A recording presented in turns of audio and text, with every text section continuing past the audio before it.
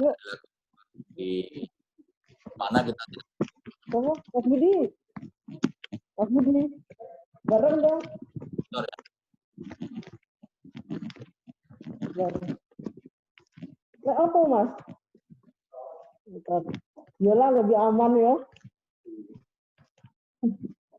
Nggak gelinggir sama orang.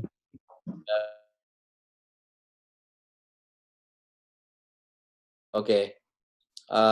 Kemudian siapa rekruternya di dalam kasus Benjina? Apakah orang Thailand, apakah dari Myanmar atau dari Kamboja?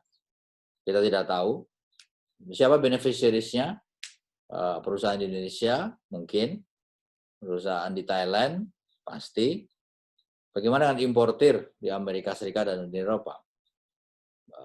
Apa legal remedies-nya? Legal remedies-nya adalah 8 orang putus pengadilan di Indonesia. Tapi apakah hal yang sama dilakukan di Thailand? Apakah hal yang sama dilakukan di Myanmar atau Laos atau Kamboja? Kita tidak tahu perkembangannya seperti apa. Dan bagaimana perusahaan yang mendapatkan beneficiary, kita juga tidak tahu kondisinya seperti apa. Jadi banyak black holes, banyak black spots di kasus 2010 dan 2015. Dan penyelesaiannya sangat-sangat peripheral dan tidak mendasar. Tahun ini kita melihat ada kasus baru di kapal Tiongkok, 22 korban dari Indonesia. Mereka diperbudak selama hampir 2 tahun, direkrutnya di Indonesia, rekruternya orang Indonesia. Bagaimana dengan beneficiaries-nya? Apakah di Indonesia ada? Di Cina tentunya ada. Legal remedies-nya, selama ini belum ada legal remedies-nya. Jadi mendapatkan gaji katanya yang selama ini terhutang, tapi persoalannya apakah kemudian damages atau kerusakan yang disebabkan karena slavery itu juga mendapatkan ganti. Apakah pelakunya kemudian diproses secara hukum di negara bendera? Apakah Indonesia mendapatkan briefing mengenai hal itu? Kita juga tidak melihat adanya suatu data, informasi, dan tidak lanjut mengenai masalah kapal Tiongkok Longsing ini. Jadi kalau kita lihat sekali lagi dari tahun 2010, 2015, 2020, masalah slavery at sea itu penyelesaiannya very peripheral, sangat kecil dan tidak mendasar ke dalam case-nya itu sendiri. Kalau kita lihat basic protection yang ada, ya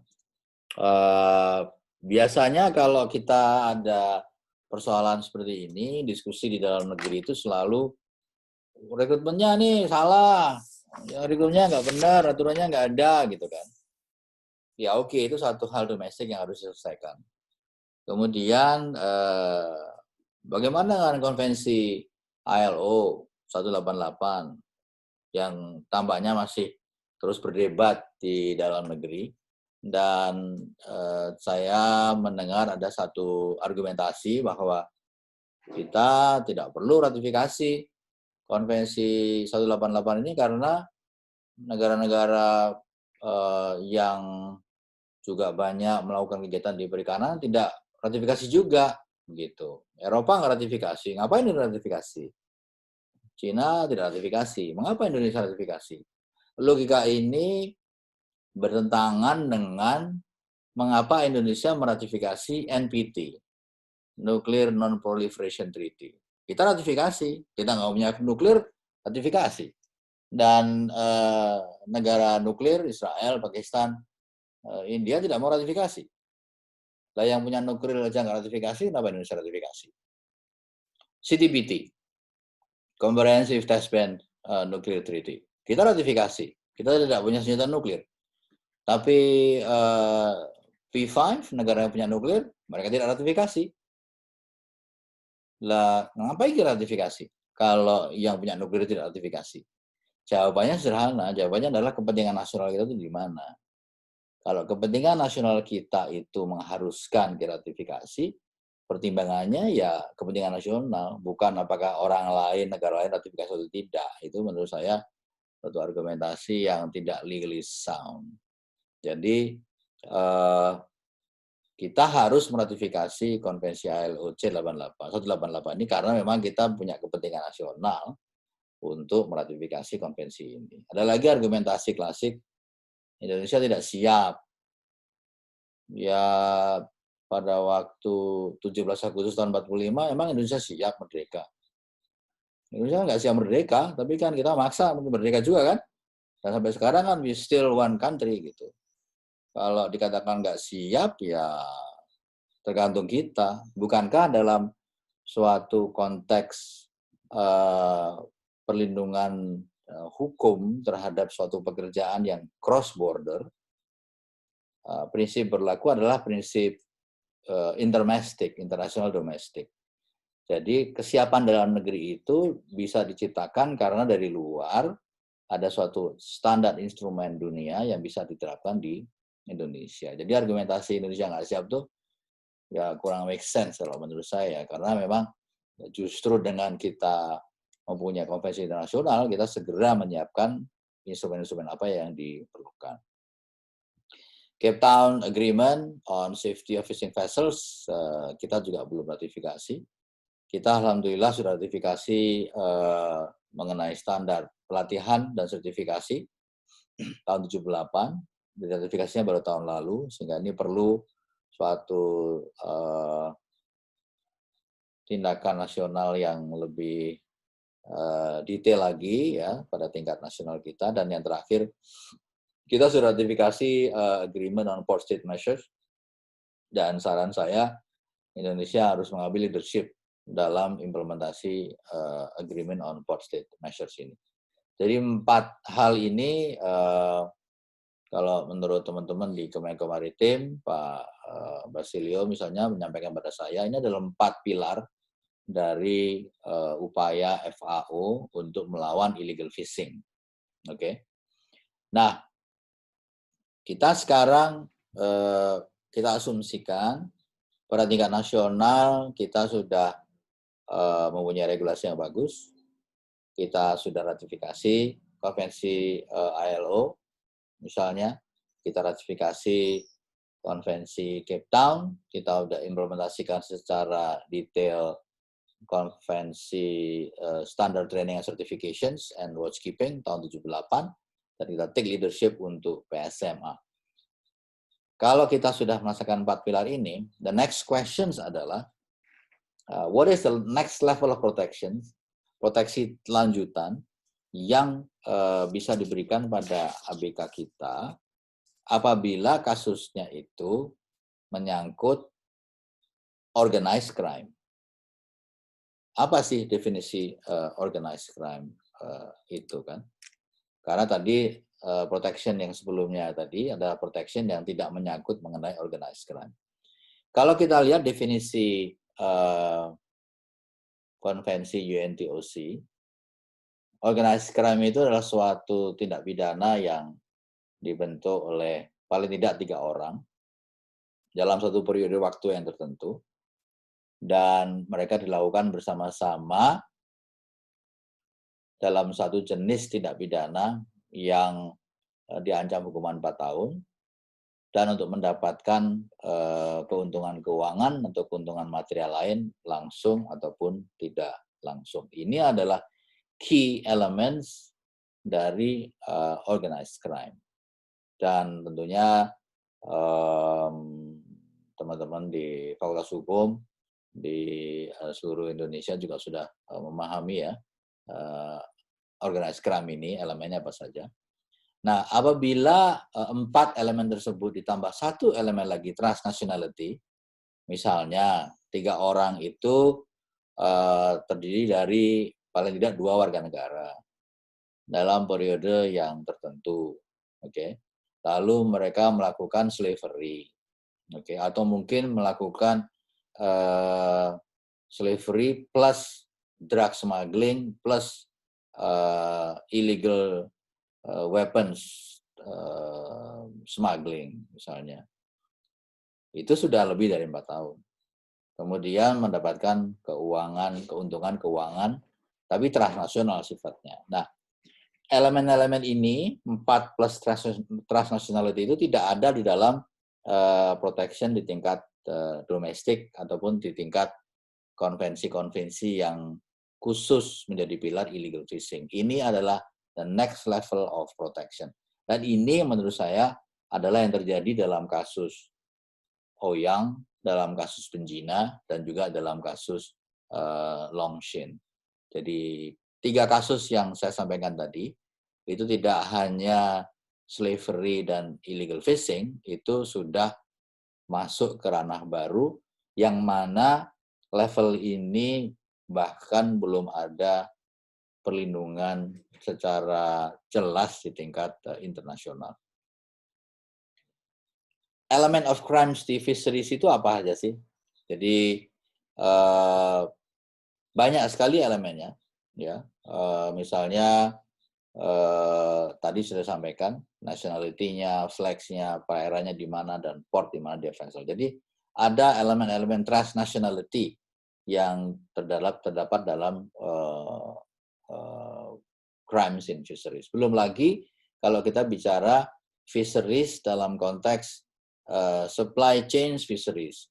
Dari pada saat ikan itu ditangkap, ikan itu diolah, ikan itu dipackage, ikan itu ditransport, ikan itu didistribusikan, itu mempunyai begitu banyak aspek ya di dalam kriminalitas, misalnya korupsi, pada saat minta izin kapal, kemudian kapalnya tidak layak tapi dia melakukan penyuapan, kemudian kapalnya ada orang asing yang diperbudak, kemudian dia melakukan illegal fishing di kawasan tertentu. Jadi banyak sekali aspek-aspek kriminalitinya di dalam supply chain fisheries. Nah, ini yang sampai sekarang masih belum ada, dan inilah lakunanya, inilah kekosongan hukumnya, yang para kriminal juga tahu bahwa inilah kelemahan kita sebagai negara, bukannya kelemahan Indonesia, tapi as a state, member state of the UN, kita tidak memiliki satu mekanisme ya yang bisa kita gunakan untuk menangani masalah ini. Karena pada saat suatu kapal illegal fishing ditangkap, ya argumentasinya illegal fishing, dan illegal fishing adalah urusan FAO, bukan urusannya UNODC, apalagi UNTOC. Oh, that's too far, katanya. Jadi salah satu duta besar negara tertentu dalam pidatonya di Wina, saya tidak bisa sebutkan nama negaranya, tapi saya tahu they speak Chinese. Duta besar tersebut mengatakan bahwa oh ini illegal fishing, ini bukan crimes. Nah, ini yang diketahui dan disadari oleh para operator kriminal illegal fishing di seluruh dunia. Nah, apa yang bisa kita lakukan untuk bilateral ya kita dengan Tiongkok untuk kasus Longshin? Kita punya perjanjian MLA dan extradition treaty. Jadi sebenarnya kita bisa mengajukan MLA dalam konteks kita memproses kasusnya di dalam negeri, dan bahkan kita bisa mengajukan ekstradisi ke Tiongkok atas dasar treaty kita yang ada, minta agar kiranya para pelakunya itu kaptennya ya diadili di Indonesia. Saya tahu ini susah karena pasti most likely ditolak, tapi paling tidak permintaan itu disampaikan dan agar ada suatu dokumentasi hukum tercatat resmi bahwa Indonesia sudah melakukan permintaan sehingga dia ada kewajiban to extradite or to prosecute. Jadi kalau tidak mau mengextradite, ya harus ada kewajiban untuk melakukan prosecution. Jadi perlu ada satu langkah next level of protection. Penting memang diskusi di dalam negeri mengenai rekrutmen dan regulasi, tapi next level of protection itu harus mulai dipikirkan. Last slide. Ini PR yang pernah kita buat. Kita tengah menyusun suatu konvensi tentang tindak pidana di mata rantai perikanan. Conventions Against Crimes Related to Fisheries. Gagasannya adalah menciptakan suatu instrumen hukum internasional yang mampu memberikan suatu kaitan secara hukum, linkage secara hukum, nexus secara hukum antara TOC dan fisheries. Sehingga menjadi suatu basis untuk enforcement di tingkat teknis dan juga menjadi basis instrumen untuk kerjasama di tingkat internasional. Proses ini sudah berjalan dan mungkin perlu di jumpstart lagi, di mana di dalam proses ini negara-negara yang perlu menjadi bagian adalah negara yang menjadi pasar perikanan dunia, yaitu Uni Eropa, Amerika Serikat, Jepang, Korea. Negara yang melakukan fisheries, banyak melakukan fisheries, itu tinggal dicek aja di Regional Fisheries Management Organization, mana negara-negara yang sering melakukan kegiatan fisheries pemancingan, dan bahkan ada negara yang both, katakanlah di Eropa. Eropa itu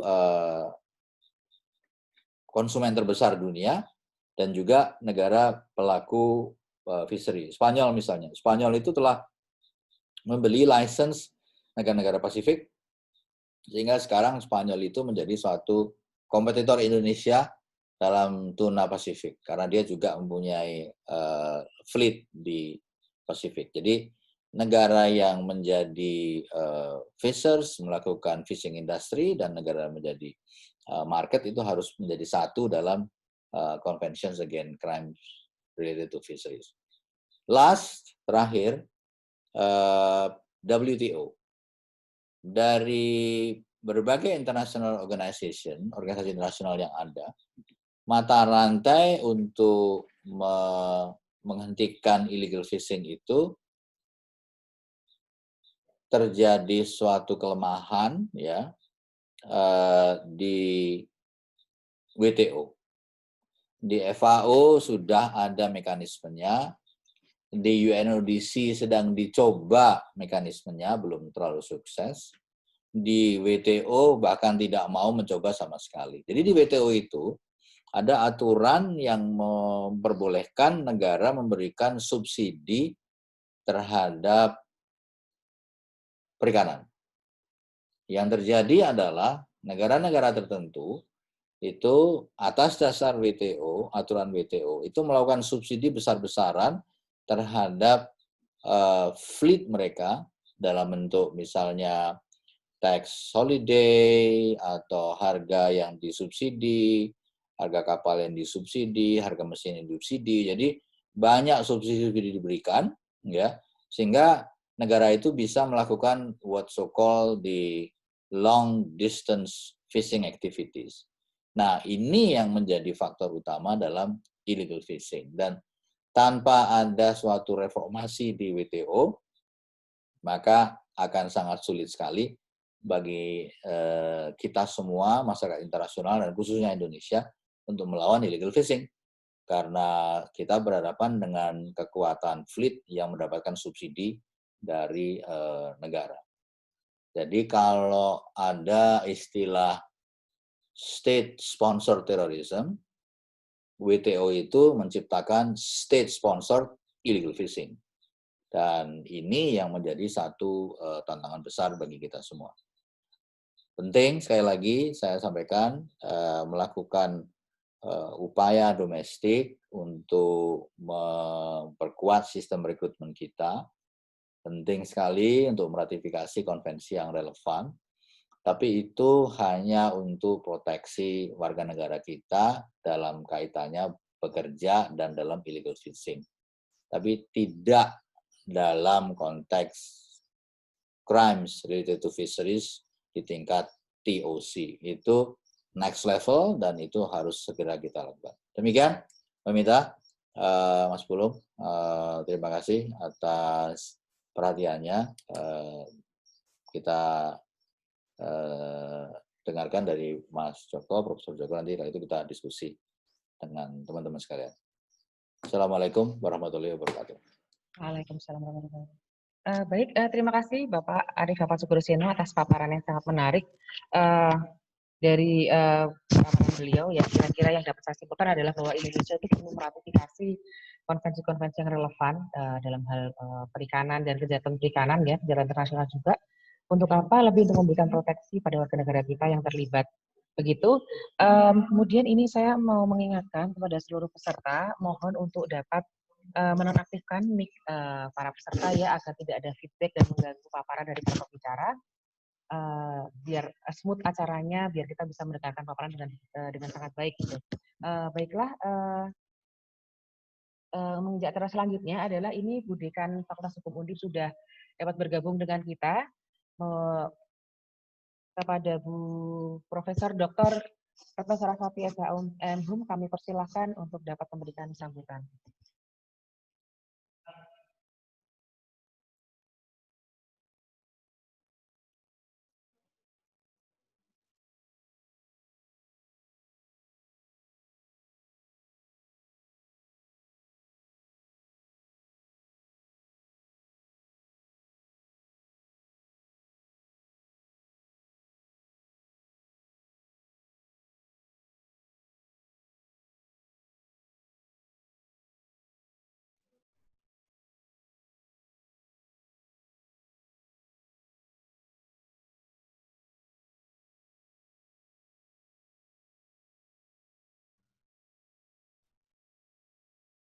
Oke, terima kasih. Assalamualaikum warahmatullahi wabarakatuh.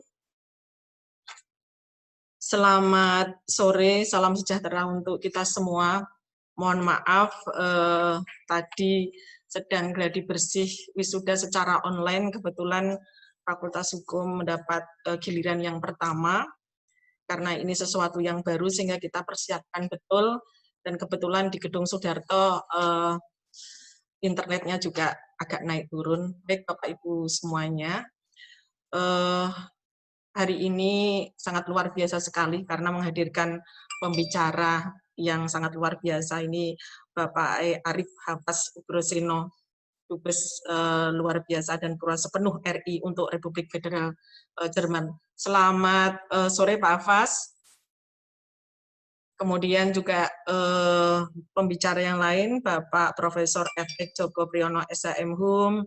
Kemudian ini saya juga melihat ada Prof. Edi Pratomo. Selamat siang Prof. Edi. Kemudian Ibu Dr. Adia Paramita selaku moderator. Kemudian host Mas Pulung. Dan juga Bapak Ibu peserta webinar yang berbahagia. Topik yang diangkat pada sore hari ini sangat luar biasa, karena bagaimana kita memikirkan, bagaimana negara juga ikut nanti hadir dalam segala hal untuk melindungi setiap warga negara. Bapak Ibu semuanya, di tengah pandemi COVID-19 seperti ini, HI yang mengangkat tema seperti ini sangat luar biasa. Dan marilah yang pertama kita panjatkan puji syukur kehadirat Tuhan Yang Maha Esa, karena berkat rahmat dan hidayahnya kita semua masih diberikan nikmat sehat, iman, dan diberikan kesempatan untuk bertatap muka walaupun secara virtual. Bapak Ibu sekalian, disinilah kita akan menunjukkan kiprah dari dunia akademisi untuk juga ikut serta memikirkan permasalahan-permasalahan bangsa ini. Yang mana permasalahan yang diangkat dengan tema lakuna hukum internasional dalam kasus ABK WNI di kapal ikan berbendera asing, ini memang membutuhkan satu pemikiran-pemikiran agar ada perlindungan, dan ke depan harus seperti apa Indonesia dalam melindungi warga negara sehingga aman dan juga konvensi-konvensi internasional, tadi juga sudah dijelaskan oleh Pak Hafaz. Mudah-mudahan dengan adanya webinar ini, pemikiran-pemikiran dari Bapak Hafaz, kemudian Prof. Joko, kemudian juga nanti seluruh peserta webinar mudah-mudahan bisa memberikan satu kontribusi positif bagi bangsa dan negara ini agar cita-cita bangsa Indonesia sebagaimana di dalam pembukaan Undang-Undang Dasar Negara Republik Indonesia tahun 1945 bisa terwujud. Masyarakat Indonesia bisa terlindungi dimanapun berada, dan kesejahteraannya juga bisa terlindungi. Bapak Ibu sekalian, hukum internasional yang menginisiasi webinar pada sore hari ini, tentu ini akan berlanjut kepada webinar yang lain, karena ini merupakan seri yang pertama. Ini sangat apresiasi sekali kepada bagian hukum internasional, dan kami juga mengharap bagian-bagian lain yang kemarin juga sudah ada beberapa, terus untuk dalam masa pandemi ini untuk terus berkiprah, terutama melalui webinar, agar kita tetap bisa berkontribusi bagi bangsa dan negara ini. Kami mengucapkan terima kasih kepada seluruh pembicara, kemudian juga kepada seluruh panitia, kemudian juga hukum internasional, bagian hukum internasional Fakultas Hukum Undip, dan juga kepada seluruh peserta webinar. Mudah-mudahan Allah meridhoi acara pada sore hari ini sehingga memberikan manfaat bagi bangsa dan negara, dan dengan mengucap Bismillahirrahmanirrahim, memohon ridho Allah Subhanahu wa Ta'ala, dan memohon izin Bapak Ibu semuanya, maka seminar webinar Laguna Hukum Internasional dalam kasus ABK WNI di kapal ikan berbendera asing dengan ini resmi dibuka. Terima kasih, selamat berseminar. Wassalamualaikum warahmatullahi wabarakatuh. Waalaikumsalam warahmatullahi wabarakatuh. Terima kasih sekali Bu Dekan atas pembukaan dan waktunya. Baiklah, untuk mempersingkat waktu kita beranjak ke pembicaraan kedua. Saya bacakan CV singkat dari beliau. Profesor Dr. FX Joko Priyono SHM HUM lahir di Semarang pada tahun 1962 dan sudah menjadi dosen Fakultas Hukum Undip sejak tahun 1987. Beliau menempuh pendidikan S1 di Fakultas Hukum Undip, kemudian S2 di program Pascasarjana Unpad, dan S3 di Doktor Ilmu Hukum program Pascasarjana Unair. Beliau juga selain sebagai dosen dengan kompetensi mengajar teori hukum, hukum internasional, hukum perdagangan internasional, hukum perbankan, dan hukum ekonomi, beliau juga mendapat tugas tambahan antara lain sebagai Ketua Bidang Organisasi KONI Jateng 2017 hingga sekarang, kemudian sebagai Asesor Badan Akreditasi Nasional Perguruan Tinggi atau BANPT mulai tahun 2019. Prof. Joko juga berpengalaman mengajar di berbagai universitas selain di Undip, dan juga beliau sebagai pembicara di berbagai acara, di berbagai seminar, termasuk di International Conference and Call for Paper di Undip, kemudian The Seventh International Conference on Science, Technology and Social Sciences di Bali, Indonesia pada tahun 2018. Beliau juga berpengalaman melakukan berbagai penelitian. Yang terakhir adalah mengenai model implementasi, reorientasi pengaturan pengelolaan sampah elektronik di Kota Semarang. Beliau juga memiliki banyak sekali publikasi ilmiah, termasuk yang di jurnal Scopus. Terakhir adalah Notaris Ethics in Stipulating Honorarium Minimum in Indonesia di International Journal of Recent Technology and Engineering pada tahun 2019. Untuk mempersingkat waktu, kepada Prof. Joko kami persilakan untuk menyampaikan paparannya, waktu 20 menit, Prof. Joko. Terima kasih. Baik, terima kasih. Selamat sore. Dan yang kami hormati Bapak Duta Besar Arif Hafaz Sukroseno, mitra dan juga teman seangkatan di Angkatan 81 Undip, dan juga para guru besar, termasuk di sini ada Prof. Edi Pratomo, dan juga Prof. Rahayu, dan juga saudara-saudara lain, para peserta. Dari paparan dari Bapak Ambasador cukup jelas dan detail, karena juga memang beliau sangat berpengalaman selama dia di Kemenlu dan juga Deputy untuk Kementerian Perikanan dan Kelautan. Dari sisi akademis, saya akan mencoba mengkaji dari aspek dari teori hukum, karena judul di dalam seminarnya soal lakuna hukum internasional dalam kasus ABK WNI di kapal Longsing 629. Saya juga nanti akan juga masuk antara teori hukum dengan masuk sedikit di bidang politik juga, karena batas-batas itu memang tidak bisa dipisahkan kayak gitu. Kita mencoba berangkat dari terminologi lakuna kayak gitu. Lakuna atau satu kevakuman kayak gitu. Kalau kita bicara soal kevakuman, apakah sebetulnya ada kekosongan hukum internasional dalam menyelesaikan sengketa, antar juga kebetulan kasus ini adalah APK Indonesia yang kebetulan diduga ya allegedly abuse, diduga itu terjadi di kapal yang kemudian flagship-nya adalah berbendera Cina. Ya. Kalau kita mencoba menelusuri juga bicara soal slavery, ya sudah sebetulnya kan berangkatnya juga bisa dari yang sudah Pak Hafaz sebutkan tadi, berangkat dari Indonesia sendiri. Dinamika kerumitan adanya human trafficking juga di situ juga bisa masuk kategori situ. Sebelum ke situ juga saya mau berbagi atau sharing soal hasil penelitian saya tahun 2018 menyoal soal tentang human trafficking orang-orang Indonesia yang jadi korban di Johor, Malaysia. Dari titik anjak awal di wilayah Indonesia pun cukup rumit karena para pelakunya juga adalah sulit untuk dilacak, sering berpindah-pindah, dan juga mafianya cukup besar. Sehingga juga banyak korban yang ada di Johor, Malaysia, termasuk juga mereka juga mengalami stateless juga, dan juga kemudian juga mereka juga menjadi beban dari Konsul Jenderal RI di Johor, Malaysia. Gitu.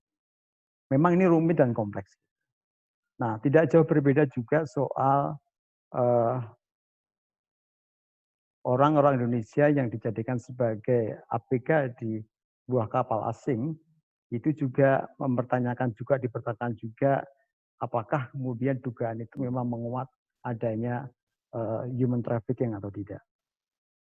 Kemudian kalau kita lihat kasusnya di Launching 629 itu, ya, dugaan adanya slavery itu memang masih kalau kita lihat saksi-saksi yang tadi ditayangkan di YouTube dan lainnya seperti itu, memang mostly bahwa itu memang adanya ada penyiksaan atau torture ataupun juga yang lain ya gitu.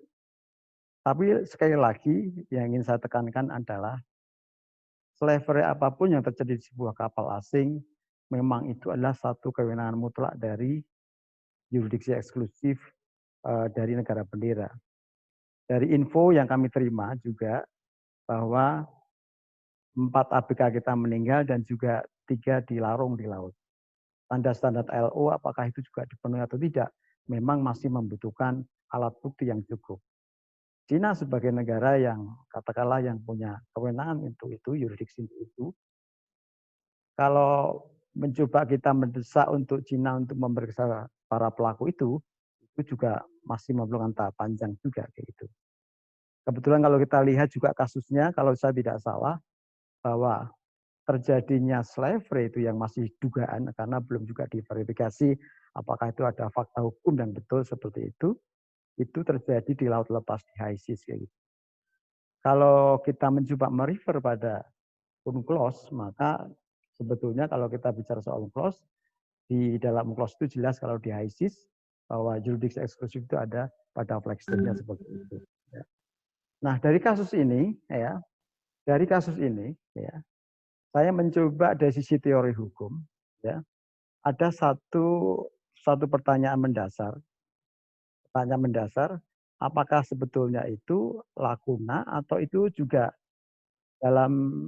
masuk dalam pembahasan satu teori yang namanya limits of international law. Itu apakah lakuna, apakah itu batas-batas hukum internasional.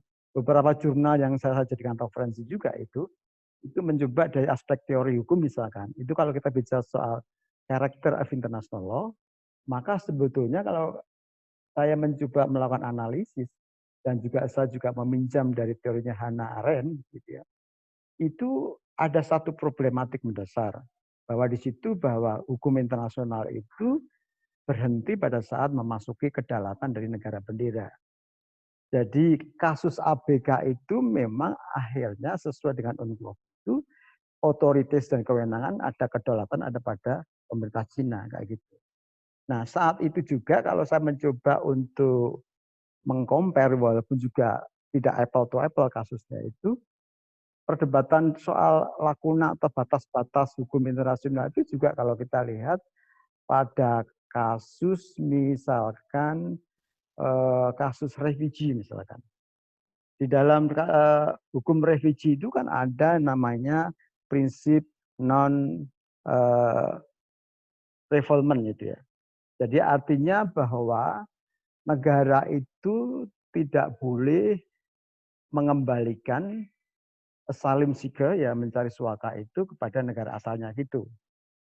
Sementara kalau kita lihat praktek-praktek juga negara itu dengan kewajiban itu juga tidak menjalankan juga. Bahkan kalau kita lihat kasus yang terkenal itu kasus yang di mana beberapa migran dari Libya itu mencoba mencari asylum di Italia, tapi kemudian pada saat masuk di Italia itu ditangkap, kemudian di return dikembalikan juga ke Italia. Jadi akses to entry teritorial dari sebuah negara itu kemudian ditutup. Padahal ada sebuah kewajiban dalam konteks tidak hanya sekedar right of man, tapi ini dalam konteks adalah human dignity. Mestinya juga negara-negara itu juga membuka akses seperti itu. Tapi ini kan juga problematik itu. Nah, Anda ingin saya katakan bahwa kalau saya juga meminjam dari teorinya Hannah Arendt itu, ini adalah berada dalam suatu posisi outside the pale of international law. Di sini adalah di luar batas-batas memang hukum internasional. Jadi HI berhenti pada saat seperti ini kayak gitu. Nah, sekali lagi ini sebenarnya bicara soal teori yang tradisional bahwa again soalnya adalah bagaimana barrier-nya adalah soal sovereignty itu. Nah, itu akan dikembalikan pada goodwill dari negara yang bersangkutan juga memang. Nah, kemudian juga sebagaimana juga obligation yang sudah ditentukan di dalam artikel UNCLOS itu juga kembali kepada political domain. Jadi kalau walaupun ada satu obligation, tapi sekali lagi itu adalah sudah masuk pada political domain. Yang ingin saya katakan adalah dari sisi teori hukum internasional itu dan juga melihat dari karakter hukum internasional itu berhenti pada saat berhenti di kedaulatan. Tapi kemudian masuk di dalam sebetulnya ranah politik. Yang kedaulatan itu adalah bicara soal diplomasi.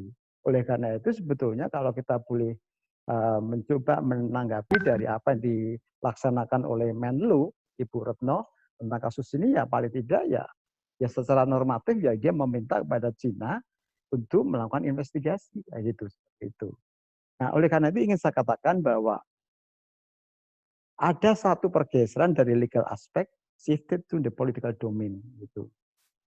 Bill dari the flag state-nya itu ya itu memang diminta untuk melakukan investigasi based on legal fact. Tapi juga kita juga nggak bisa tembus juga apalagi. Jadi sehingga memang ingin saya katakan ini memang dikatakanlah limits of international law. Nah, sebetulnya kalau kemudian menjadi pertanyaan apakah ini lakuna atau limits ya itu. Kita coba aja sifat dari HI. Next. Sebelumnya. Nah. Jadi ini satu contoh dalam kasus-kasus itu juga disami juga ingin saya jelaskan tadi lack of access for asylum seeker to enter the territory of the destination country juga dalam kasus pernah itu kasus adanya keputusan NATO untuk melakukan tindakan militer besar-besaran tanpa ada persetujuan dari otorisasi dari Dewan Keamanan ya. Nah, ini juga menjadi sebuah pertanyaan dalam konteks dalam limits of international law juga ya. Termasuk juga yang terakhir adalah Cina tidak mengakui putusan arbitral dalam kasus antara Cina dengan Filipina. Nah, sekali lagi ini mandek memang dalam batas-batas HI di mana hukum internasional nggak bisa tembus. Kalau dari segi teori hukum memang itu sebagai satu satu bukti yang bisa dijadikan suatu saat kalau ada sengketa di depan pengadilan. Tapi sekali lagi, batas-batas saya memang seperti itu.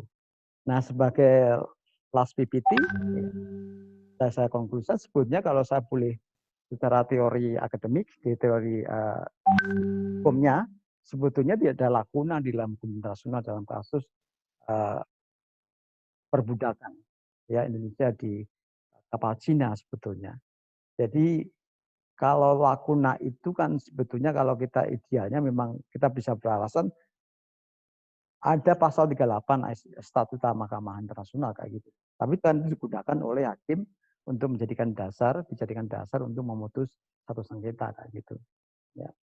Kemudian juga pemerintah Indonesia secara politik ini sudah masuk political domain, ya itu hanya dapat meminta pada otoritasnya untuk melakukan investigasi. Sehingga dalam seminar ini kalau kita bicara soal lakuna sebetulnya no lakuna, tapi saya katakan inilah yang saya katakan tadi batas-batas hukum internasional. Jadi kalau kita lihat memang tadi yang dipaparkan oleh Bapak Ambasador memang ini dibutuhkan satu kerjasama. Kerjasama itu kan berarti sudah masuk political domain di mana sebuah negara kemudian ada goodwill ya kemudian untuk melakukan kerjasama bisa dilakukan satu joint statement seperti juga yang sudah dilakukan Indonesia antara Indonesia dengan Norway itu sudah ada joint statement juga bagaimana to combat illegal fishing dan lain seperti itu seperti gagasan dari Pak Ambasador tadi. Nah itu adalah political domain yang coba membungkus di dalam satu perjanjian-perjanjian yang nanti pun juga bisa dijadikan acuan seperti itu. Saya kira gitu, mungkin kita bisa kembangkan kepada diskusi yang lebih luas. Back to the house, oke. Silakan. Bu Mita. Baik, terima kasih Prof. Joko atas paparannya. Jadi intinya tadi Prof. Joko menyampaikan bahwasanya ada irisan atau ada gesekan antara hukum internasional dalam hukum internasional yaitu antara kedaulatan dan politik hukum serta diplomasi ya Prof ya. Serta bahwa tidak ada lebih bergesekan dengan batas-batas hukum internasional. Begitu. Baik, untuk selanjutnya dibuka sesi diskusi dan tanya jawab kepada para peserta bisa mengajukan pertanyaan lewat chat yang nanti akan saya sampaikan kepada pembicara atau nanti mungkin apabila ada yang melakukan raise hand nanti saya address dan saya panggil bagi yang akan bertanya. Kita raise hand lewat aplikasi Zoom. Begitu. Baik, untuk yang pertama mungkin saya bacakan dulu ada pertanyaan di chat sebentar. Oke. Pertanyaan dan mohon pencerahan khususnya dari Bapak Arif Hafaz Sugroseno. Apakah dimungkinkan menggunakan diplomasi melalui RFMO bahwa negara yang membiarkan pelaku illegal fishing dapat dijatuhi hukuman berupa pengurangan kuota? Saya belum tahu apakah mekanisme ini sudah ada atau tidak. Dari Muhammad Rifki, Bapak.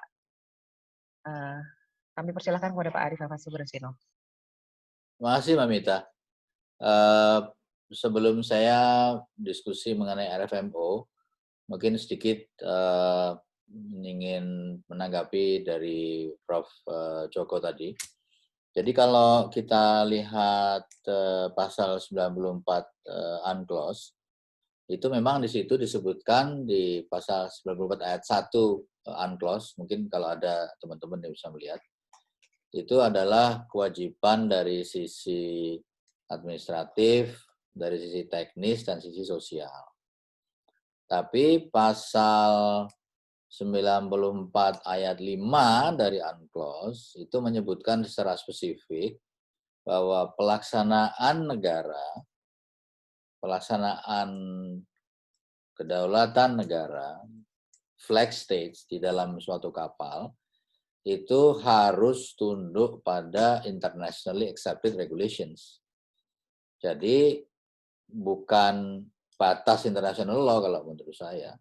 International law-nya itu lebih tinggi daripada kemampuan negara untuk melakukan exercise pure jurisdiction. Jadi pasal 94 ayat 1 itu ada caveatnya. Caveatnya adalah pasal 94 ayat 1 nomor 5. Nah, yang menarik lagi kalau kita lihat dalam UNCLOS itu, yang dilarang itu bukan slavery. Yang dilarang itu transportation of slaves. Karena saya yakin para negosiator konvensi hukum laut tahun 60, tahun 70, tahun 80, problem yang mereka lihat adalah slavery, perbudakan. Karena perbudakan itu dilakukan transportasi rekrutmen di darat dan kemudian melalui laut. Itu sejarah perbudakan kan memang seperti itu. Tapi saya yakin 100% tidak terbayang oleh para pembuat konvensi bahwa 60 tahun kemudian ada kondisi hukum di mana ada satu kapal yang melakukan illegal fishing, tapi di dalamnya juga ada kegiatan perbudakan kru.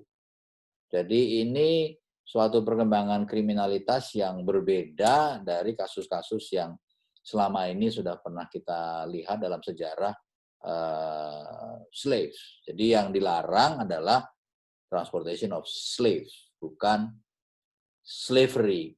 Jadi orang diperbudak di dalam laut, bekerja di laut itu nggak ada dalam pikiran para negosiator.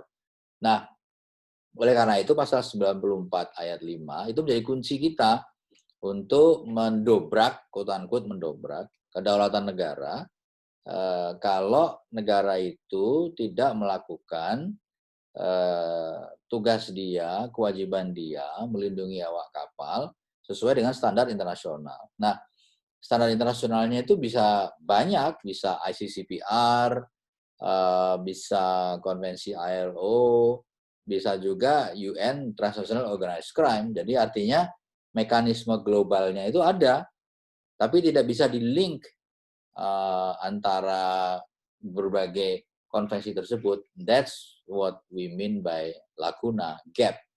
Jadi bukan the limit of international law, tapi justru the lack of international law. Nah, karena lack, then it becomes a limit, menjadi satu problem. Saya rasa approach-nya seperti itu. RFMO itu sekali lagi merupakan suatu classical thinking bahwa ini hanya soal illegal fishing. Padahal tidak. This is not about illegal fishing. Katakanlah ada satu kapal yang melakukan illegal fishing dengan menggunakan slave atau orang yang diperbudak. Okay? RFMO tidak bisa berbuat banyak terhadap slavery isunya. Dia hanya bisa memberikan suatu sanksi berupa listing atau pengurangan kuota karena illegality dari fishing activities-nya. Karena kalau kita lihat skenario yang lain, kapalnya legal, kapalnya sah, krunya dibayar bagus, bahkan mungkin lebih bagus, tapi dia melakukan illegal fishing, ya sanksinya akan sama aja. Sanksinya ada listing atau kemudian dia dikurangi kuota karena RFMO itu adalah suatu mekanisme sustainability of fisheries yang terkait dengan masalah implementasi dari suatu sustainability principles dari fisheries ada di FAO. Judulnya adalah FAO, Food and Agriculture Organization, suatu organisasi yang khusus menangani masalah makanan, pertanian, perikanan. Illegal fishing itu masuk di sana. Tapi slavery-nya itu bukan urusan FAO.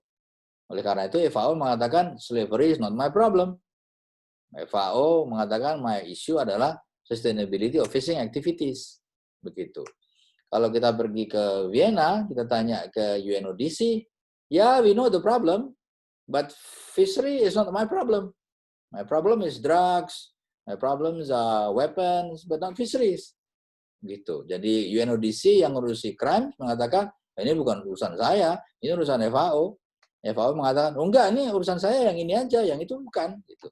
RFMO mengatakan, ya kan hanya illegal fishing-nya aja, saya nggak ngurusin perikanannya. Jadi terjadi saling lempar persoalan, this is the lacuna, this is the problem. Jadi existing mechanism itu tidak cukup untuk menjawab masalah slavery at sea. Begitu, Mbak.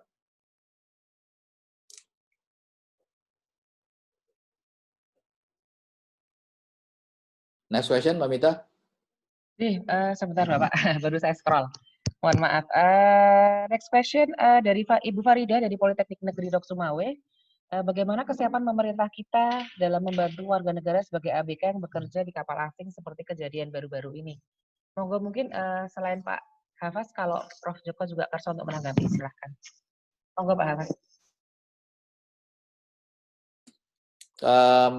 Kalau dalam konteks domestik, saya rasa yang sudah dibahas selama ini ya, Mbak Mita, mengenai persoalan-persoalan yang ada itu rekrutmen, masalah-masalah di dalam negeri yang sudah terus kita lakukan.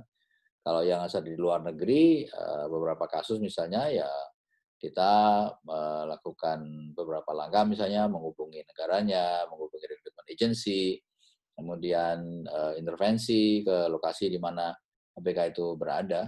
Sebenarnya nggak banyak berbeda dengan ABK kapal niaga atau kapal cruise misalnya yang kita tangani di Jerman. Kemarin ada sekitar 2.000 warga negara Indonesia yang tidak bisa bekerja normal karena COVID dan mereka harus pulang ke Indonesia. Jadi kita mengkontak recruitment agent di Indonesia, kita mengkontak recruitment agentnya di Eropa, kita mengkontak pemerintah negara benderanya, kita mengkontak pemerintah di mana dia berada, sehingga kita melakukan upaya agar hak-hak mereka dipenuhi. Tidak banyak beda, prosedurnya itu standar ya, dan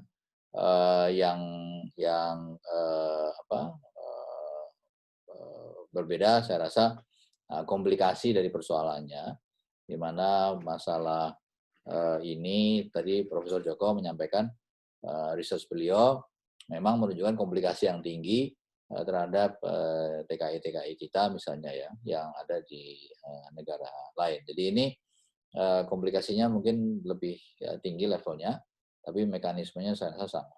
Nah, kalau menurut saya sih, kalau sebelum ada satu kejelasan ya di Indonesia mengenai langkah domestik kita seperti apa, ratifikasi seperti apa, mungkin yang paling bagus ya moratorium dulu, tidak kirim tenaga nelayan atau fishing vessels crew ke luar. Pak Ambasador. Yes, Mas Joko. Saya coba ingin sharing juga. Ini kan kalau kaitan dengan tadi Pak Ambasador sudah membahas soal WTO. Dalam konteks trade and environment ya sebelumnya kan kita memang hanya ada satu pasal di dalam GAWT itu, yaitu artikel 20 itu. Yaitu dalam konteks necessary sebetulnya untuk melindungi kehidupan atau kesehatan manusia, hewan, dan tanaman. Atau juga ada pasal 20G, bicara soal konservasi sumber daya alam yang memang dikhawatirkan bisa habis. Nah, sebetulnya dalam kontrak perdagangan dan lingkungan itu sebetulnya memang dalam kasus-kasus yang dibawa ke panelis WTO itu memang sudah banyak yang diputus itu. Cuman sebagai satu mungkin kalau menurut pemikiran saya ada satu lakuna, yaitu mungkin saya ingin juga berbagi dari Pak Hafaz itu terhadap produk dari hasil illegal fishing kayak gitu. Yang kemudian kan ada satu kekosongan itu karena pasal 20 GAWT itu kan tidak bisa mengcover seperti itu.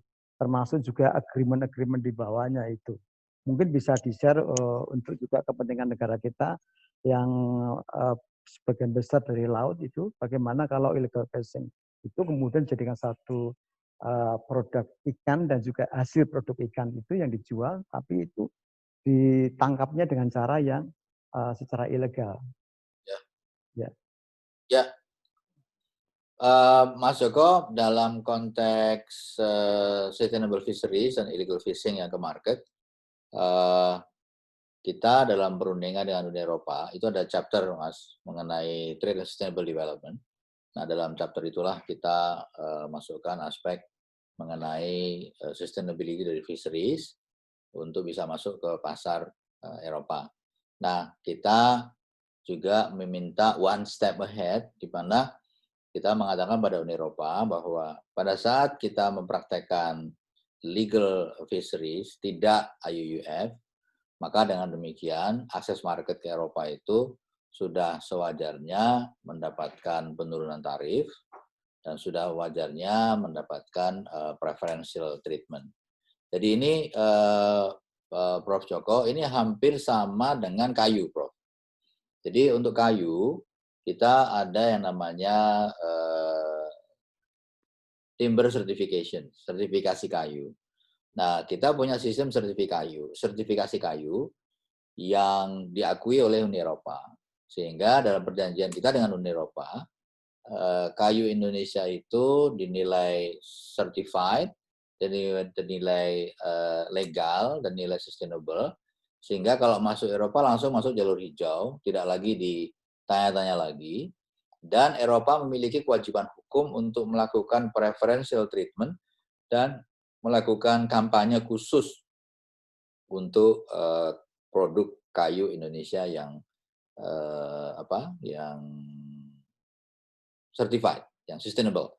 Nah, praktek ini kita ingin masukkan dalam konteks WTO, ya kan, dalam konteks perikanan. Nah, hanya satu lagi, Mas Joko, yang perlu mungkin teman-teman di Fakultas Hukum melakukan studi juga.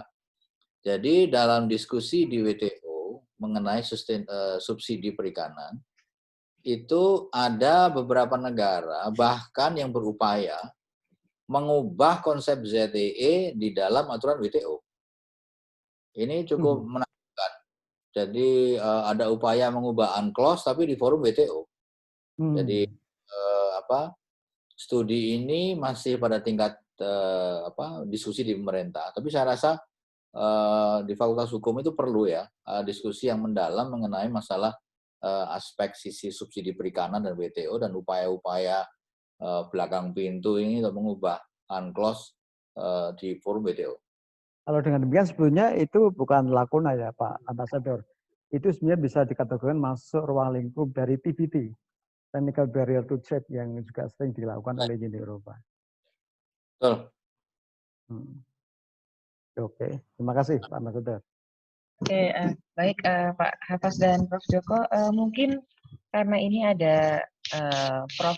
Edi Pratomo. Prof. Edi Pratomo mungkin berkenan untuk memberikan opini atau turun rembuk dalam diskusi. Prof. Edi, dipersilakan. Berikan pencerahan pada saya, Mbak. Oke, Pak. Ayo, Mas. Prof. Edi. Mohon maaf, Prof. Edi, itu ya mic-nya sudah. Kenapa? Silakan. Sudah bisa didengar? Sudah, Prof. Sudah. Ya, silakan, Prof. Terima kasih, ini luar biasa nih pencerahannya nih. Kalau satu angkatan, satu di luar negeri, satu di kampus ya. Lebih banyak practitioners dan ada theoretical analysis yang disampaikan tadi, luar biasa. Saya tidak mendukung salah satu, tapi dua-duanya nih dua koin yang menurut saya penting untuk pelajaran kita ya. Yang terakhir yang saya tertarik oleh Pak Hafaz tadi bahwa ada upaya-upaya untuk mencoba mengamandemen rezim ZTE melalui forum lain, bukan forum UNCLOS. Ini kan terkait dengan IUU Fishing juga, dan kebetulan saat ini saya diminta oleh Kementerian Kelautan untuk juga membantu Satgas 115 seperti Satgas Bu Susi yang lalu gitu. Ya, jadi kita harus mencermati ini dan merupakan bagian dari studi di FH khususnya di Universitas Diponegoro. Karena jangan sampai forum yang tidak relevan tadi melakukan sesuatu untuk kepentingan kelompok-kelompok tertentu. Tapi kembali kepada isu tentang slavery tadi ya, dan kaitannya dengan illegal fishing yang dikatakan tidak ada mekanisme baku pada tingkat internasional. Ini memang sesuatu tantangan yang luar biasa di dalam kehidupan sehari-hari hukum internasional yang kita alami. Dan upaya-upaya yang disampaikan atau dilakukan oleh Menteri Luar Negeri, seperti yang disampaikan Prof. Joko tadi, dari legal litigasi menjadi investigasi menjadi dunia diplomasi ya. Saya kira kita dengan Cina ini harus banyak langkah, tidak hanya diplomasi, tapi harus melakukan juga legal approach.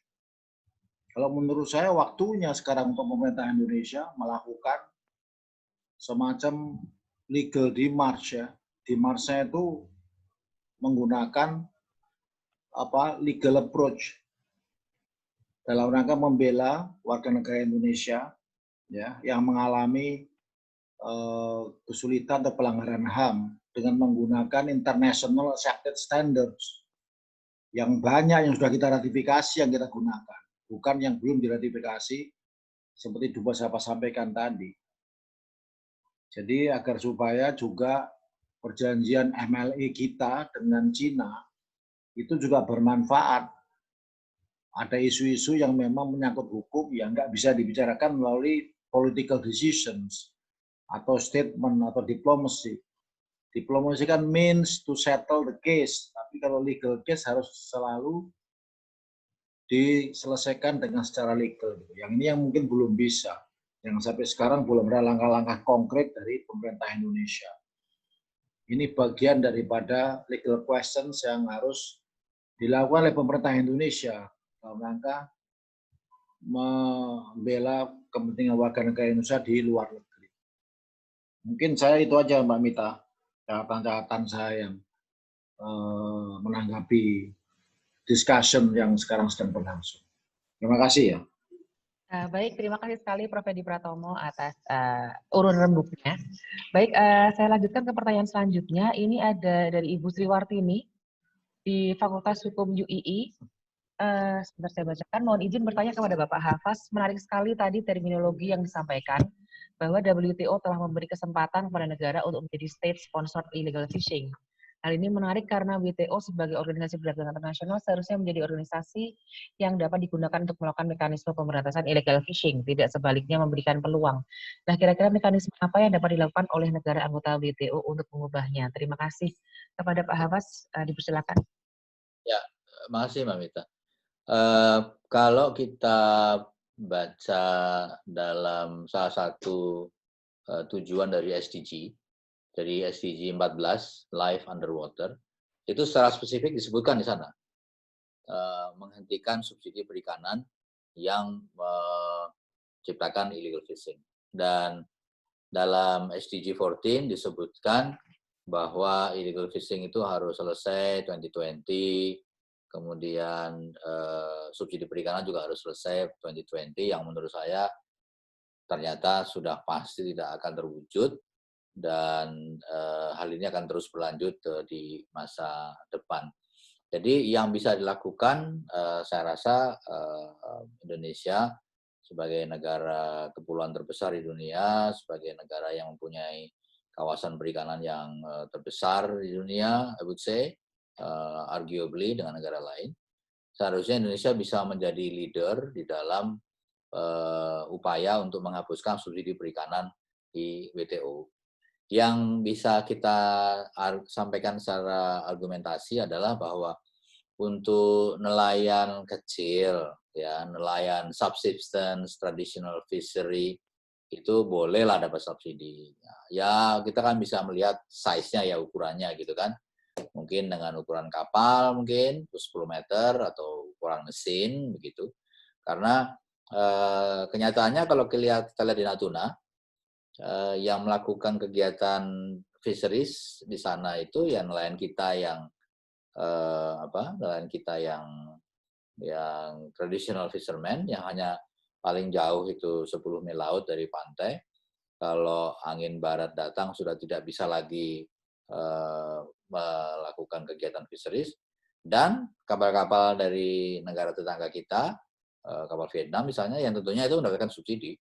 Kapal-kapal yang besar gitu ya, 50 gross ton, 60 gross ton, bahkan 70 gross ton. Jadi harus ada upaya yang sistematis dan terus-menerus dari pemerintah Indonesia untuk menghapuskan subsidi perikanan yang menimbulkan illegal fishing. Dan Indonesia bisa misalnya bergabung dengan negara-negara Afrika Barat atau Timur, negara Pasifik misalnya, atau negara-negara pasar ya, untuk bisa menghapuskan subsidi tersebut.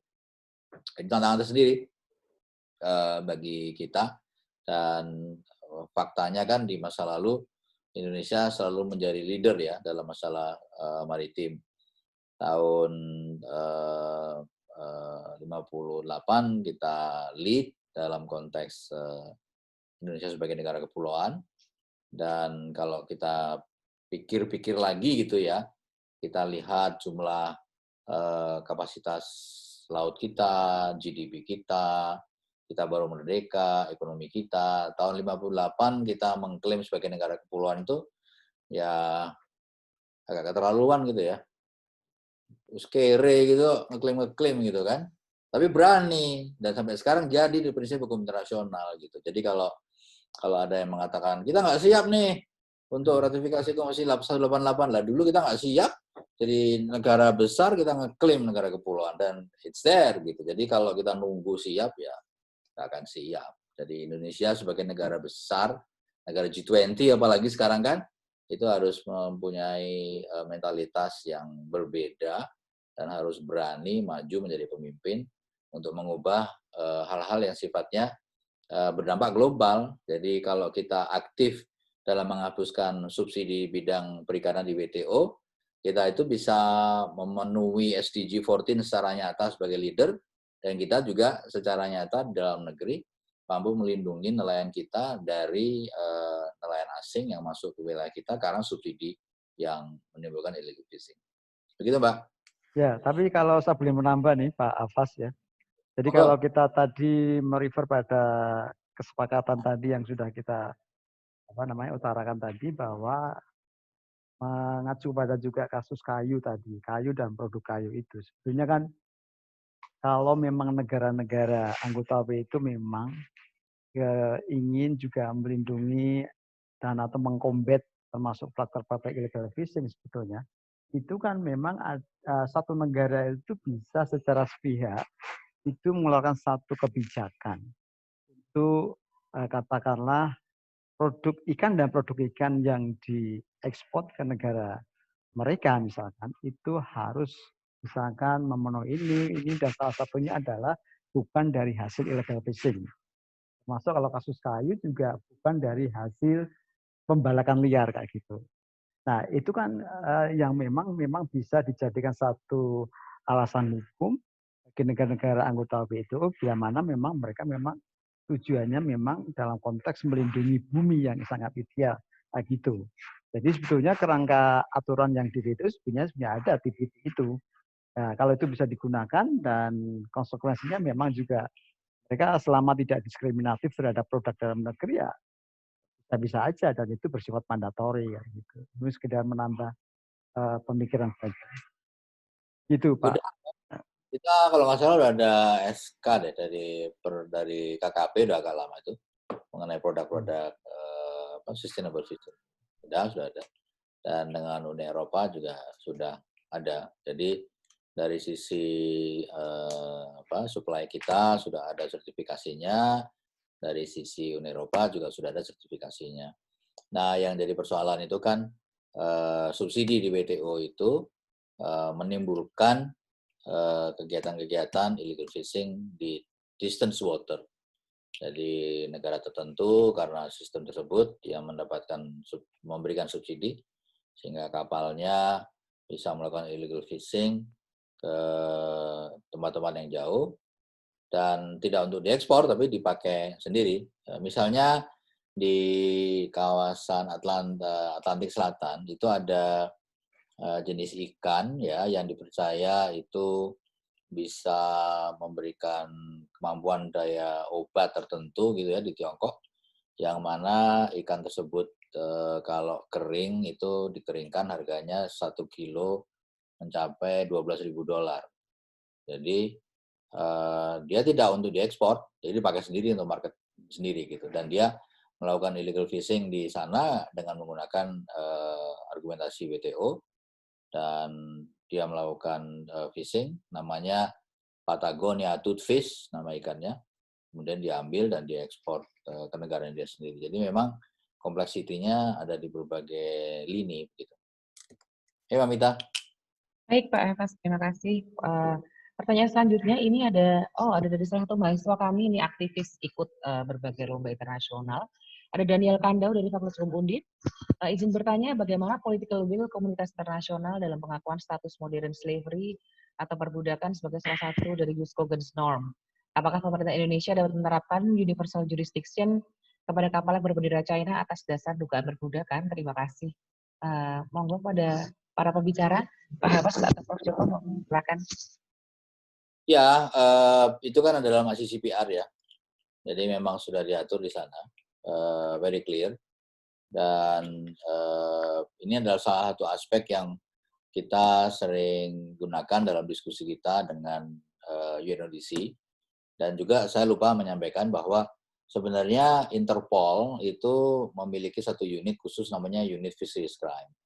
Nah, Interpol ini dia karena teknis, dia tidak ingin menunggu negara-negara menciptakan suatu instrumen baru.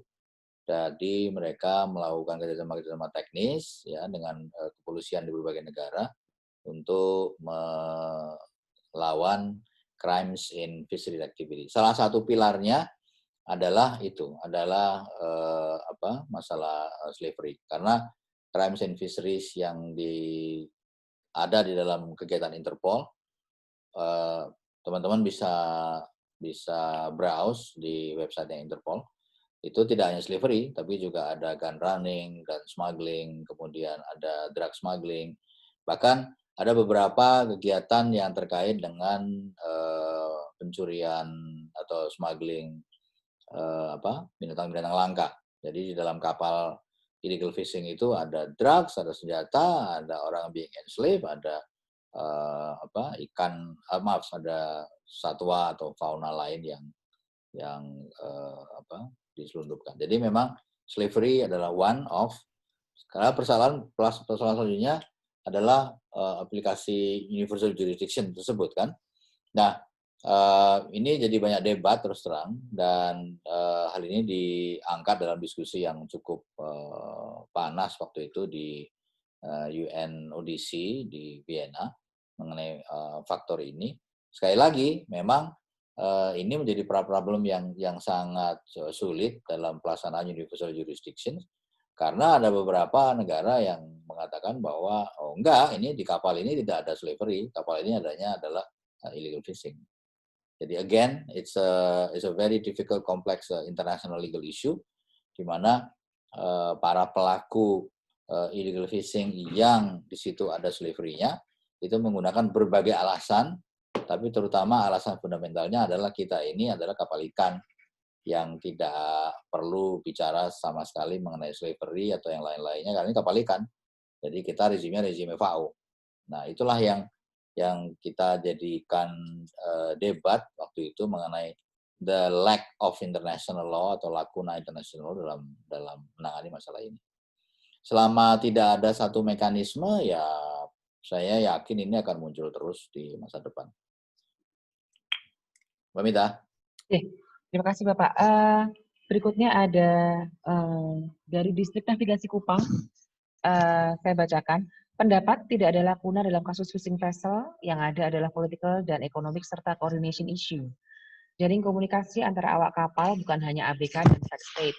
Contoh misalnya jika awak kapal secara umum adalah negara USA, apakah USA kekurangan instrumen hukum untuk melaksanakan jurisdiksi terhadap awak kapalnya? Terminologi ABK beda dengan awak kapal. Silakan konsisten dengan Undang-Undang Shipping dan Fishery. Dan ABK hanya bagian kecil dari pekerja di atas kapal yang harus dilindungi. Mohon tanggapannya, Pak Hafaz, Prof. Joko. Ya, itu masalah terminologi.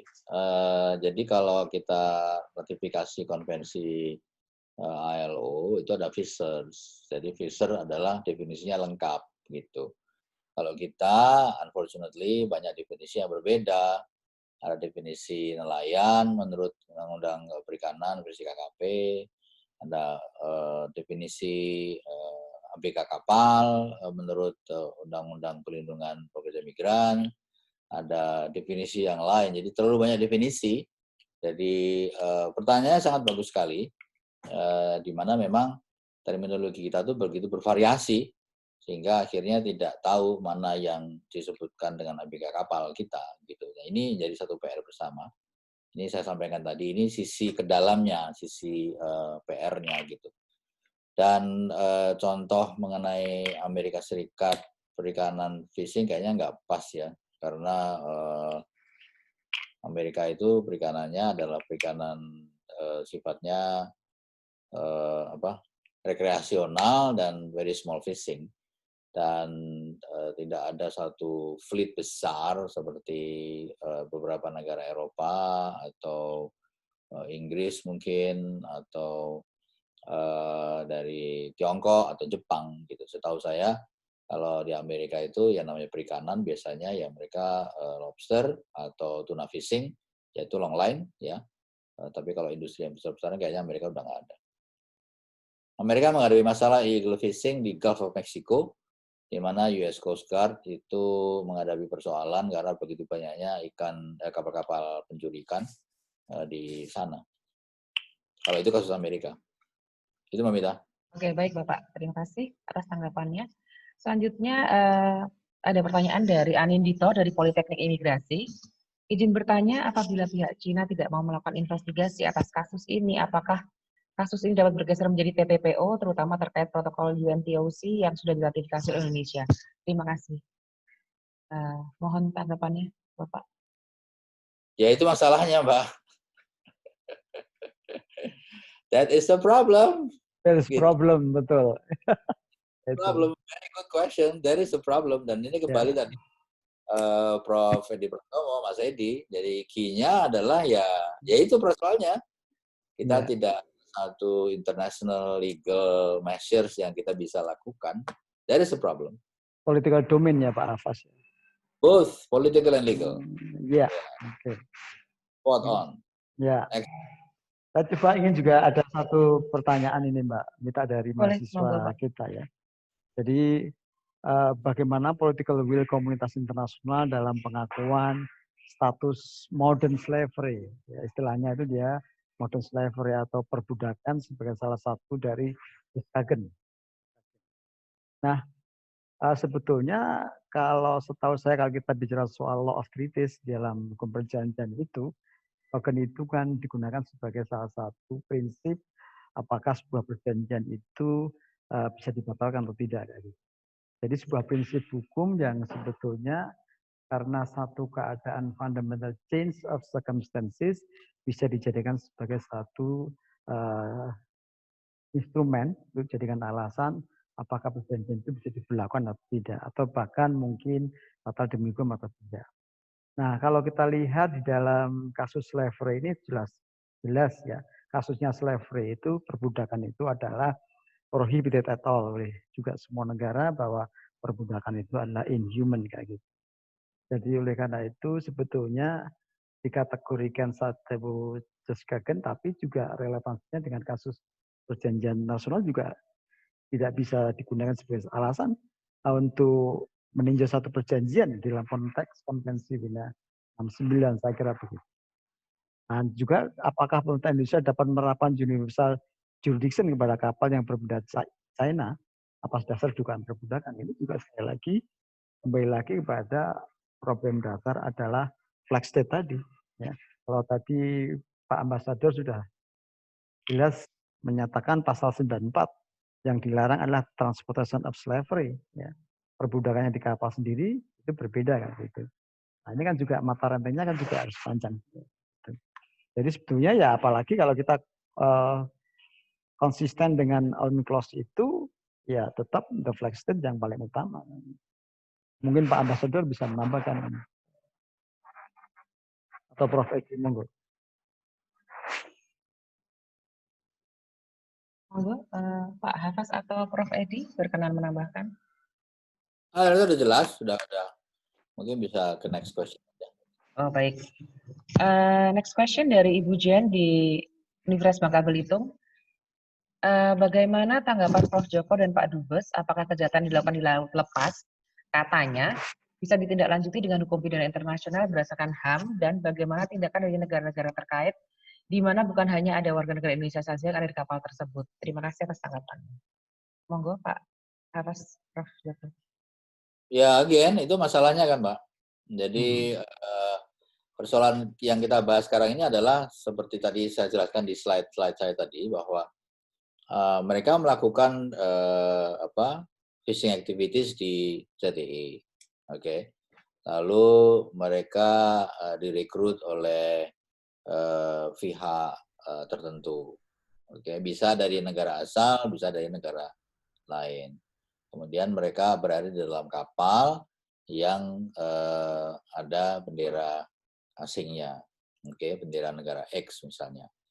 UNCLOS jelas mengatakan bahwa itu adalah duty dari negara untuk melakukan kegiatan untuk duty dari negara untuk melakukan jurisdiksi di bidang administratif, teknik dan sosial. Tapi pelaksanaan jurisdiksi ini diawasi juga, quote-unquote, kata kerjanya diawasi ya oleh pasal 94 ayat 5, yaitu harus sesuai ya dengan internationally accepted regulations. Jadi kita di sini melihat ada perairan internasional, ada kapal dengan bendera tertentu, ada warga negara asing, dan juga ada internationally accepted regulations. Nah, international accepted regulations itu kan begitu banyak elemennya, ya kan? Ada ILO Conventions, ada FAO, ada UNTOC. Nah, yang mana yang akan menjadi referensi kita untuk menjadikan dasar bagi suatu negara untuk bergerak dan mengatakan you are not responsible, negara bendera, maka saya melakukan universal jurisdiction. You are not responsible, maka ini harus dibawa ke UN Human Rights Committee. Misalnya, you are not responsible, maka ini kita bawa ke pengadilan ITLOS. Jadi ini core yang disampaikan oleh Profesor Edi Pratomo bahwa legal aspeknya itu belum muncul. Yang ada adalah political aspect dan diplomasinya. Nah, your question itu it's a very good question karena ini problem yang kita hadapi. Apakah itu di kapal Oyang atau Benjina atau Longsing? Cek kasus yang sudah ada ya. Kapal Oyang sudah jelas tuh benderanya Korea, oke. Lalu warga negaranya Indonesia, Filipina dan Cina, oke. Yang melakukan illegal fishing di international waters. Exactly seperti senario pertanyaan yang disampaikan barusan. Tapi apakah kemudian kapten kapalnya itu diadili, oke, sesuai dengan prinsip-prinsip hukum internasional? Sesuai pasal 94 ayat 5, we don't know. Ya kan?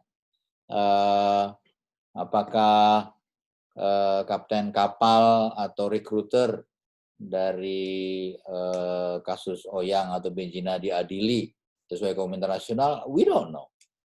Karena kita tidak mengetahui sebenarnya sampai di mana sih next level of protection-nya itu kita lakukan. Kita selalu dalam kasus seperti ini selalu kembali pada dalam negeri, definisi ABK lah, rekrutmennya yang kurang bagus lah, gitu.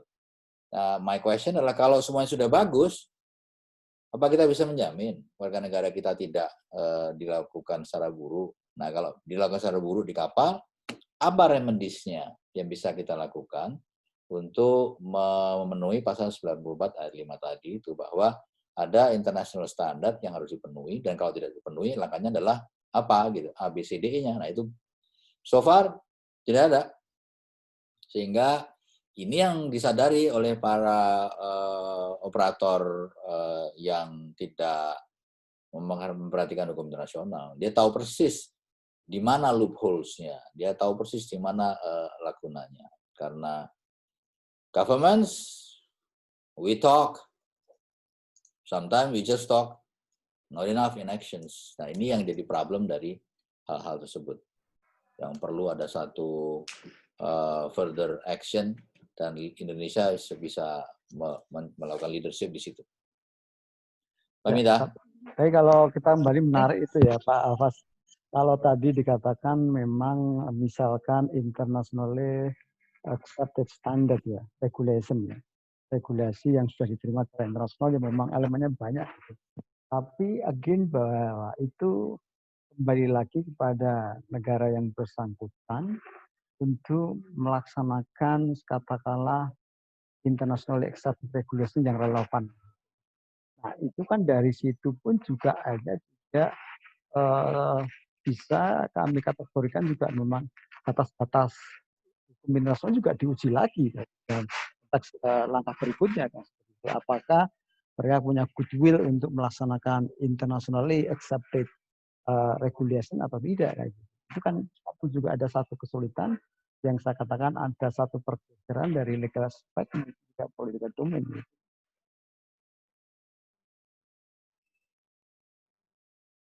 Baik, terima kasih Prof. Joko. Mungkin ini adalah pertanyaan terakhir ya, karena sudah hampir jam 5 sore. Pertanyaan ditujukan kepada Prof. Joko dari Haris Kusumawardana, Fakultas Hukum Universitas Wijaya Kusuma Purwokerto.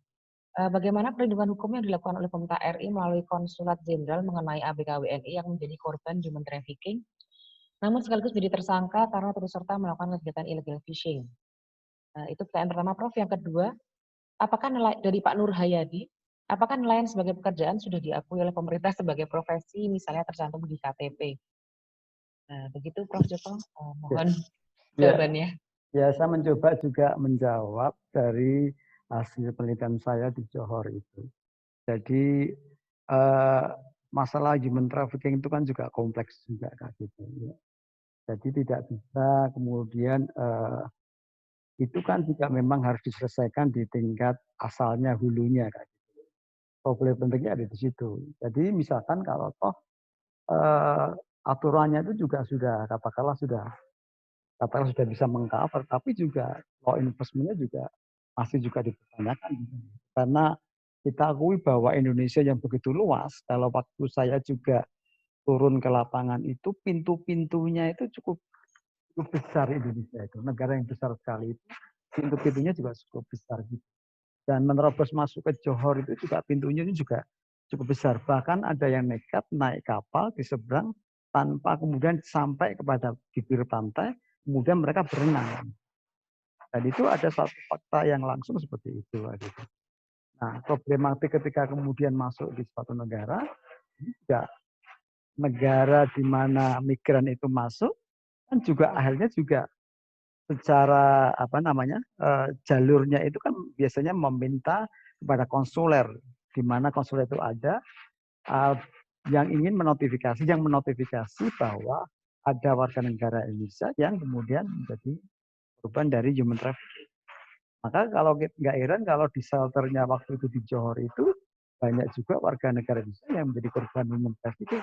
Bahkan ada juga yang punya anak yang ibunya juga tidak mengakui. Ya. Dan ini juga problematik besar dan kosnya juga besar untuk mungkin juga sudah berpengalaman untuk itu. Tapi dari kasus penelitian saya itu memang negara di mana para warga Indonesia menjadi PKI ilegal itu hanya juga meminta kepada konsuler yang harus menangani perkara itu, Pak, gitu. Kecuali kalau ada di negara, bahkan di Malaysia, akan melakukan kejahatan ya diproses di negara tersebut, kayak gitu. Saya kira gitu, problematiknya memang nggak sederhana, itu kompleks sekali. Kalau untuk profesi itu, terminologi profesi nelayan tidak bisa dikatakan sebagai profesi. Dalam arti definisi profesi itu kan membutuhkan satu keahlian khusus, juga harus melalui pendidikan khusus, dan lain juga punya organisasi yang juga menjamin keprofesionalan dan lain.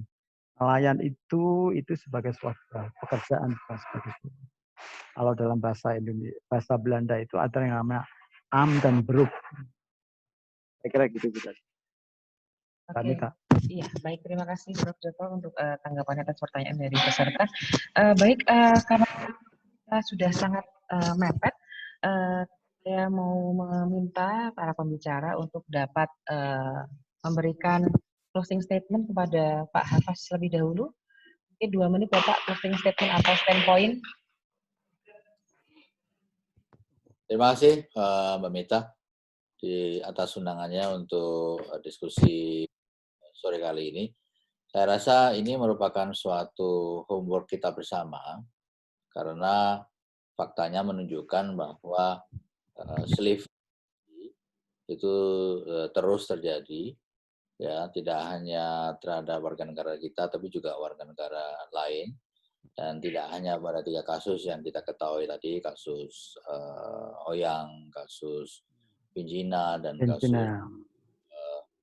Longshin, tapi di berbagai kawasan negara lain juga ini terjadi. Di Afrika Barat, di Afrika Timur, ini juga terjadi slavery at sea. Dan lebih jauh lagi, slavery-nya juga bisa meluas kepada slaveries in crime, fisheries in industry. Ya, jadi tidak hanya pada saat mengambil ikan saja dilakukan tindakan slavery, tapi juga bahkan pada saat melakukan processing perikanan atau pada saat melakukan distribusi perikanan. Jadi elemennya itu begitu banyak, dan di dalam fishery sendiri tidak hanya ada masalah slavery, tapi juga faktor-faktor lain, masalah korupsi, masalah-masalah lain yang begitu banyak, yang ujungnya adalah bisa menjadi organized crime dan seharusnya bisa masuk dalam transnational organized crime. Tapi faktanya sampai hari ini, hal ini belum bisa dilakukan karena negara dan juga akademisi itu semuanya masih berkutat kepada persoalan ini mandat siapa, ya kan? Kemudian ini bukan mandat saya, oke? Kemudian mereka juga mengatakan bahwa ini hanya administrasi, ini illegal fishing, ini bukan masalah kriminal. Kemudian juga ada lagi yang klasik argumentasinya, kalau kita ingin membuat suatu konvensi atau meeting mengenai fisheries crime, mereka mengatakan, oh kita tidak mau masuk ke masalah definisi, sehingga banyak sekali argumentasi-argumentasi yang terus-menerus disampaikan pada tingkat pemerintah, tingkat akademisi, dan dalam berbagai sidang konferensi internasional, yang ujungnya adalah slavery at sea continues to go on, karena the criminals know that we are not doing anything right and fast. Terima kasih. Baik, terima kasih. Waalaikumsalam. Terima kasih Pak Dubes atas waktunya. Monggo Pak Prof. Joko, statement closing. 2 menit Prof. Joko. Ya, terima kasih Mbak Mita. Jadi ini satu webinar yang cukup perlu kita appreciate karena juga kita mengangkat satu isu-isu terkini, dan juga Departemen Hukum Internasional juga akan melakukan webinar lanjutan, terutama juga akan mengambil isu-isu terkini. Mungkin untuk kasus yang akan datang, mungkin kita bicara soal kasus Jeff Floyd ya, yang di USA sebagai korban dari rasis itu, bagaimana juga. Jadi terima kasih juga, ini cukup apresiasi untuk Pak Hafaz dan juga Prof. Edi dan juga para peserta semuanya. Saya kira ini dalam perkembangan hukum internasional ini bisa dijadikan sebuah bahan akademik, baik dalam studi kita di hukum internasional maupun dalam kasus-kasus yang lain. Terima kasih Mbak Mita. Baik, terima kasih Prof. Joko. Baik, demikianlah pada para peserta. Terima kasih sekali atas kesediaannya untuk menjadi narasumber pada hari ini Pak Arif Hafaz Sukroseno dari Berlin, juga Prof. Joko, kehadirannya Prof. Edi, Bapak dan Ibu peserta webinar hari ini. Saya kira cukup sampai di sini. Akan saya serahkan kembali ke host. Wabillahi taufik wal hidayah. Wassalamualaikum warahmatullahi wabarakatuh. Oke, terima kasih Ibu Moderator. Nah, mewakili Fakultas Hukum Universitas Diponegoro dan peserta panitia dari bagian hukum internasional, saya mengucapkan terima kasih kepada High Excellency Bapak Arif Hafaz Sukroseno karena telah berkenan untuk membagi ilmunya, dan juga untuk panelis kedua Prof. Joko. Nah, untuk selebihnya mungkin kita bisa belajar kembali di dalam webinar HI selanjutnya, yaitu dengan clue-nya adalah rasial, yaitu bisa Black Lives Matter ataupun Papua Lives Matters. Nah, mungkin cukup sekian dari webinar kali ini. Untuk kekurangannya kami mohon minta maaf, dan sampai bertemu juga di webinar selanjutnya. Untuk berkenaan dengan untuk sertifikat, akan dibagi maksimal adalah 3 hari setelah webinar ini berakhir. Oke, kepada Bapak High Excellency Arif Hafaz Sukroseno, Prof. Joko, dan Mbak Mita, maupun Prof. Edi, Bapak Ibu para mahasiswa yang ada di seluruh Indonesia, terima kasih telah bergabung. Sampai jumpa kembali. Thanks Pak Ambasador, Prof. Edi, dan juga temannya. Mohon pamit.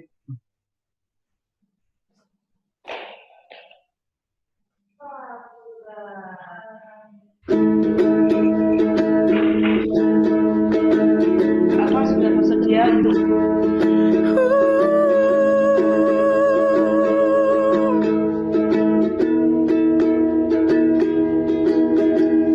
Nenek moyangku seorang pelaut, gemar mengarungi luas samudra, menerjang ombak